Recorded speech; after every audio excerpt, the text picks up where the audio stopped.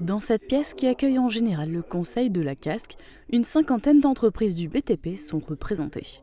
L'Assemblée générale annuelle du groupement des entrepreneurs du BTP de l'arrondissement de Sarreguemines avait lieu ce samedi. De nombreux sujets ont été évoqués comme le fiasco de l'éco-contribution pour la gestion des déchets de ce secteur d'activité, les inquiétudes sur les effectifs des apprentis suite à la suppression des exonérations de charges et la création d'un statut de bailleur privé qui permet donc de réduire et de pouvoir amortir une partie du bâtiment sur les revenus fonciers. Un débat a ensuite eu lieu avec plusieurs élus, où a notamment été évoquée l'inquiétude de la baisse probable du nombre de chantiers publics. Beaucoup de collectivités, et on le voit par rapport aux difficultés économiques du pays, vont avoir un budget qui va être réduit.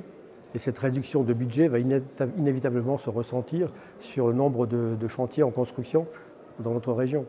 Dans ce secteur encore sous tension, une amélioration a été notée en Moselle, mais le président de la fédération du BTP de Moselle met en garde. On sent un frémissement, c'est clair maintenant.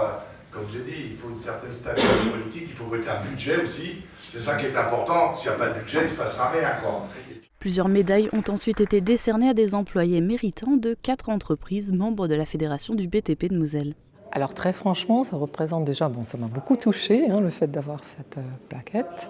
Ensuite, ça représente quand même tout ce que ça englobe dans mon travail, enfin la reconnaissance de mon travail.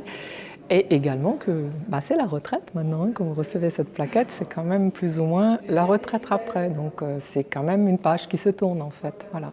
En tout, 16 médailles et une plaque ont été décernées.